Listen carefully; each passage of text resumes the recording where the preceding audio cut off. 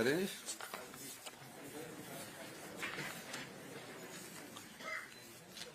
नमस्कार आप सब लोगों को। कल दशहरा है और दशहरे की आप सब लोगों को शुभकामनाएं। आज के जो प्रेस कॉन्फ्रेंस है उसमें मैं कुछ बातें आपके सामने रखना चाहता हूं। पिछले दिनों विधानसभा सत्र था और विधानसभा सत्र के समय हमने एक स्टेटमेंट पढ़ी थी। उस स्टेटमेंट के अनुसार जो हमारे सरकारी कर्मचारी थे जिनकी सैलरीज कैश फ्लो के कारण मिसमैनेजमेंट हुई थी, उसको हमने रेगुलेट किया। और उस समय भी मैंने अपनी स्टेटमेंट में ये कहा था कि हमें फिस्कल डिसिप्लिन और फिस्कल प्रूडेंस से आगे बढ़ना है और हमारी वित्तीय स्थिति बहुत अच्छी है, लेकिन हम अनुशासन में रह के वित्तीय स्थिति को ठीक करना चाहते हैं। इसलिए कई सालों से 3 करोड़ रुपया हमारी सैलरीज और पेंशन्स का ब्याज के रूप में जाता रहा। हमने उसको ठीक किया और उस ठीक करने के बाद हमने ये कहा कि कुछ समय के लिए हमें अपनी सैलरी और पेंशन्स को 2-4 दिन के लिए डिले करने का हमने प्रावधान अपनी स्टेटमेंट में किया। और उसमें हमने एक सिंबॉलिक कहा कि जो सरकार नेतृत्व करती है, जो सरकार का प्रतिनिधित्व करते हैं मुख्यमंत्री और उसके मंत्रिमंडल के सदस्य, वो सबसे पहले सिंबॉलिक 2 महीने के लिए अपनी सैलरी को नहीं रहेंगे ताकि वित्तीय अनुशासन में रहकर आगे बढ़े। 2 महीने का हमने अधिकतम समय रखा था और 2 महीने से पहले जिस प्रकार मुख्यमंत्री के अलावा मैं एक फाइनेंस मिनिस्टर भी हूं, फाइनेंस मिनिस्टर के नाते मेरा अलग दायित्व है और मुख्यमंत्री के नाते मेरा अलग दायित्व है। उन परिस्थितियों को हमने बड़ी अच्छी तरह अध्ययन किया और मैं बार बार कहता हूं कि हम व्यवस्था परिवर्तन से आत्मनिर्भर हिमाचल की ओर जा रहे हैं। हम सत्ता में सत्ता सुख के लिए नहीं आए हैं, व्यवस्था परिवर्तन के लिए आए हैं। और इस संदर्भ में मैं आज ये कहना चाहता हूं कि दीपावली भी है और दीपावली की भी आप सब लोगों को शुभकामनाएं और हिमाचल प्रदेश के सभी निवासियों को, प्रदेशवासियों को दशहरे की भी बहुत शुभकामनाएं और दीपावली की भी बहुत शुभकामनाएं। हिमाचल प्रदेश के जो सरकारी कर्मचारी हैं वो किसी न किसी रूप में प्रदेश की सेवा करते रहे। पिछले कई सालों से कई चीजों के लिए वो संघर्ष करते रहे। कईयों के मेडिकल बिल कई सालों से पड़े होते हैं, मेरे पास कई बार आए कि हमारे मेडिकल बिल दिला दीजिए। हमारी सरकार ने और मंत्रिमंडल ने हमने ये फैसला किया है, सरकारी कर्मचारियों के जो भी मेडिकल बिल होंगे उन्हें तुरंत प्रभाव से जो भी पेंडेंसी है उसको खत्म कर दिया जाएगा। उसके बाद प्रदेश सरकार द्वारा ओपीएस लागू करने से लगभग 1,15,000 कर्मचारियों को लाभ प्रदान किया गया है, ओपीएस लागू। किंतु कुछ अधिकारी तथा कर्मचारी अभी भी एनपीएस के तहत है। महंगाई भत्ते को नियमित रूप से न दिए जाने के कारण इनके एनपीएस अंशदान में यथोचित वृद्धि न होने के कारण इन्हें पेंशन संबंधी लाभ में भविष्य में हानि उठानी पड़ सकती है। जो 1300 के करीब हमारे सरकारी कर्मचारी है, उन 1300 के सरकारी कर्मचारी एनपीएस के तहत है। उनमें जो उनका अंशदान है उसमें वृद्धि के कारण उनको नुकसान होता है। अतः सरकार द्वारा यह फैसला लिया गया है कि भारत सरकार द्वारा समय समय पर जारी किए जाने महंगाई भत्ते की दरों को एनपीएस अधिकारी तथा कर्मचारियों को प्रदान किया जाएगा। इस बारे में हमने 10/10/2024 को आदेश जारी कर दिए गए हैं। इससे लगभग 1364 अधिकारी तथा कर्मचारियों को लाभ होगा। ये जो ओपीएस के दायरे में ना आकर एनपीएस के दायरे में होते हैं, उनको इसका लाभ होगा। इसी तरह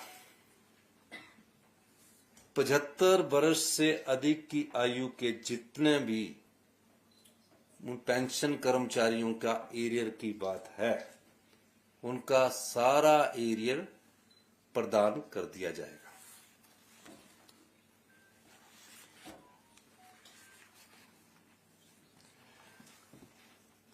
मैं प्रदेश सरकार के सरकारी कर्मचारियों और पेंशनरों को 1/1/2023 से दे महंगाई भत्ते की 4% की किस्त देने की घोषणा करता हूं।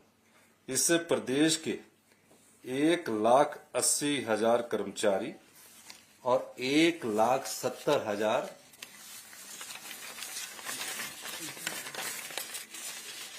पेंशनरों को लाभ होगा तथा सरकारी कोष पर जो आने वाला अभी जो वित्तीय वर्ष है 600 करोड़ रुपए का भार पड़ेगा। मैं दीपावली के शुभ अवसर के मद्देनजर यह भी घोषणा करता हूं कि प्रदेश के कर्मचारियों और पेंशनरों को जो 1 तारीख को पे मिलती है और 9 तारीख को पेंशन मिलती है, क्योंकि दीपावली हमारा सबसे बड़ा त्योहार होता है, हम इनकी जो पेंशन हुआ है जो अगले महीने अक्टूबर में मिलनी है वो इन्हें नवंबर में मिलने, उन्हें 28 अक्टूबर में देने की भी घोषणा करता हूं।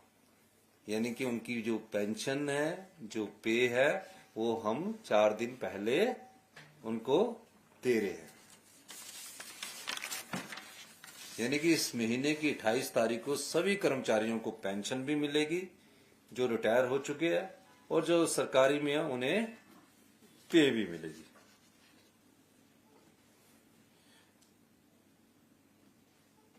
और जो प्रदेश के चतुर्थ श्रेणी के कर्मचारी के जो वेतन एयर की अतिरिक्त किस्त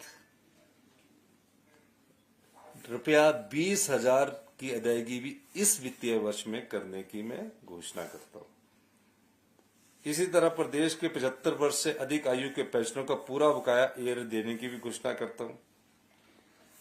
इस वित्तीय वर्ष में सरकार वेतन और पेंशन एरियर पर कुल जो और भी कुछ हमने परसेंटेज बनाई है, उसमें 202 करोड़ रुपए का खर्चा आएगा।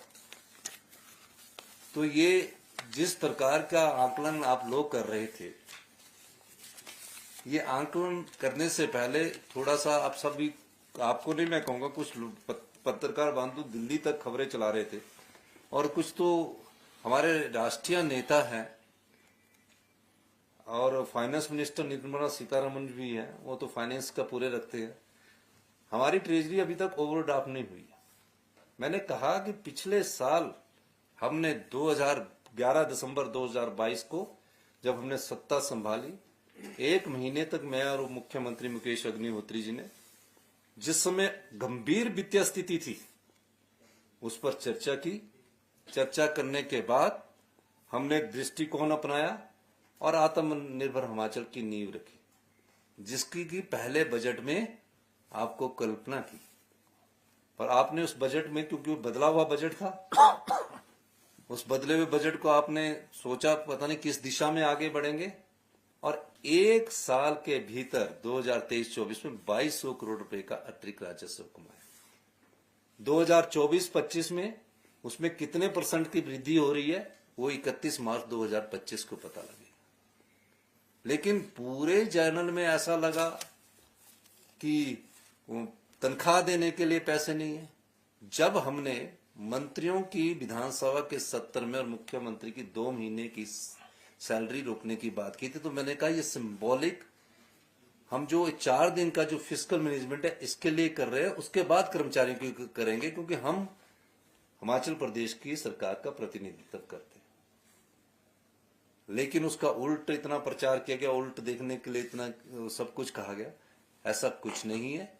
हिमाचल प्रदेश की वित्तीय स्थिति अच्छी है और हम बार बार कहते हैं कि 2027 में हिमाचल प्रदेश आत्मनिर्भर बनेगा और 2032 में हिमाचल प्रदेश हिंदुस्तान का सबसे समृद्धशाली और मजबूत अमीर राज्य बनेगा। ये मैं अभी से नहीं कह रहा, आप तो सारे मुझे सब रिकॉर्ड पहले दिन से मेरी आप स्टेटमेंट देखना। तो ये हम सरकारी कर्मचारियों को 4% हमने जो डीए दिया है और जो मेडिकल बिल का पूरा भुगतान कर दिया है। आने वाले समय में आप और भी चीजें देखेंगे जो अभी भविष्य के गर्भ में आपको छिपी है, जो हम आने वाले समय में कराएंगे। सुधार की प्रक्रिया प्रदेश में पूर्णतः जारी है, फैसले लिए जा रहे हैं, पर उससे आम आदमी को असर नहीं हो रहा है। हम कड़े फैसले ले रहे हैं, उससे आम आदमी को असर नहीं हो रहा है। अभी तक हमने जो बिजली के बिल, जो बिजली की सब्सिडी बंद करने की बात कही है, वो अभी 75 लाख कर्मचारी जो 300 यूनिट से ज्यादा 300 यूनिट खर्च करते हैं, उनकी अभी सब्सिडी को कोई बंद नहीं किया गया। जो हमने कैबिनेट में फैसला किया, कोई बंद नहीं किया गया। और जो पानी के बिल की बात की गई है, आप बताइए कि 5 स्टार होटलों को और बड़े बड़े उद्योगपतियों को 1 रुपया प्रति यूनिट सब्सिडी देने की कोई बात नहीं होनी चाहिए। पानी के बिल की उनको सब्सिडी देने की बात नहीं होनी चाहिए। जो करोड़ों रुपया टैक्स देते हैं, जो 10-10 लाख रुपए इनकम टैक्स देते हैं, उनको भी फ्री देना चाहिए। किनको देना है हमने फ्री? जो आम आदमी है, जो गांव में रहने वाला गरीब आदमी है, जो गांव में रहने वाला किसान आदमी है, जो सही मायने में डिजर्व करता है, उसको हमारी सरकार पूरी तरह से आत्मनिर्भर बनाने की दिशा में भी काम करेगी। और जहां उनको जरूरत होगी कि ये इनका बिल नहीं भुगतान कर सकते, उस स्थिति में हम उनके बिल के भुगतान करने की स्थिति में भी हमारी सरकार उनको करेगी जो डिजर्व करते हैं। इसी संदर्भ में मैं आपको कहना चाहता हूं कि हिमाचल प्रदेश की सरकार प्रदेश के कर्मचारियों का, प्रदेश के किसानों का, प्रदेश के बागवानों का, प्रदेश के मजदूरों का, प्रदेश की महिलाओं का, प्रदेश के युवाओं को रोजगार के अवसर पैदा हो, इस दिशा में हमारी सरकार काम कर रही है। और निश्चित तौर पर जब भारतीय जनता पार्टी की सरकार थी, उनको उनके बारे में पूछा जाना चाहिए था। चुनावों से पहले 5,000 करोड़ की रेवड़ियां बांटी गई। ये तो वो बात हुई, इस बार मैं देख रहा था, उल्टा चोर कोतवाल को डांटे। आप देखिए ना कि हर चीज में ब्याज 5 रुपए कम कर दिया गया, बिजली फ्री कर दी गई, मुफ्त की पानी की योजना ला दी गई, 900 के करीब इंस्टीट्यूशन खोल दिए गए। और फिर खूब खुश होते हैं कि प्रदेश के धन को हमने लुटा दिया है, और लुटाया भी ऐसा कि आने वाले भविष्य की युवा पीढ़ी के लिए कोई नया रास्ता छोड़ने की बात नहीं की।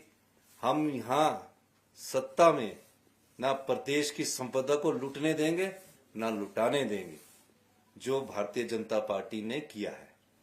इसीलिए मैंने कहा कि आरबीआई बता सकता कि हमने कब ओवरड्राफ्ट किया, फाइनेंस मिनिस्टर बता सकती थी कि हमने कब ओवरड्राफ्ट किया। झूठ के सहारे जब राजनीतिक रोटियां सेकने की कोशिश की जाती है, तो ऐसा उसके बारे में उन्हें विचार करना चाहिए, कोई भी व्यक्ति बोले। क्योंकि जो हमारी ट्रेजरी है वो तो आरबीआई के साथ अटैच्ड है, हर चीज का पता लग जाता कि कहां है। तो इसलिए हम आपको कहना चाहते हैं कि प्रदेश ने प्रदेश के कर्मचारियों के हित में, पेंशनों के हित में ये फैसला किया। और 28 तारीख को, पिछली बार हमने 5 को दी थी और 9 को दी, इस बार हमने 28 तारीख को दे दी। ये सब चीजें हम सरकार के हित में कर रहे हैं, आत्मनिर्भर हिमाचल बनाने की दिशा में बढ़ रहे हैं। आपका बहुत बहुत धन्यवाद। मुख्यमंत्री लोग आ रहे हैं, क्या रहेगा सर? डीए देने का फार्मूला क्या रहेगा? जो डीए 2023 से डीए की 4% की एरियर जो 10,000 करोड़ का, उसमें 75 साल के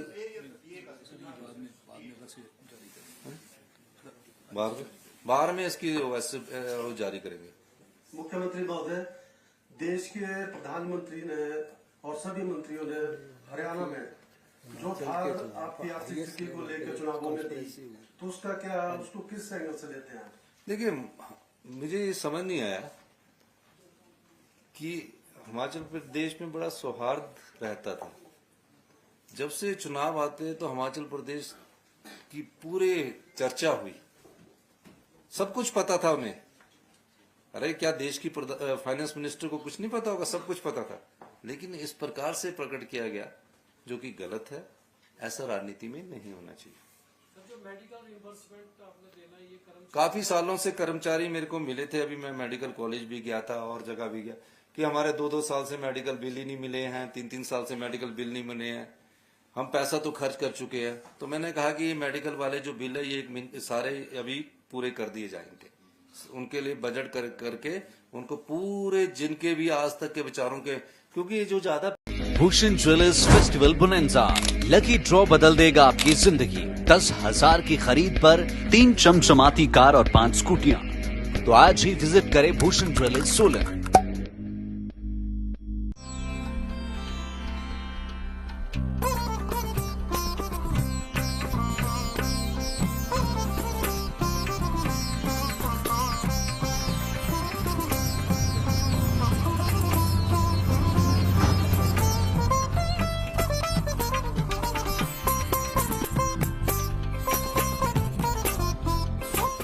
Bhushan jewellers festival bonanza, lucky draw बदल देगा आपकी जिंदगी। 10,000 की खरीद पर 3 चमचमाती कार और 5 स्कूटियां। तो आज ही विजिट करें भूषण ज्वेलर्स सोलन।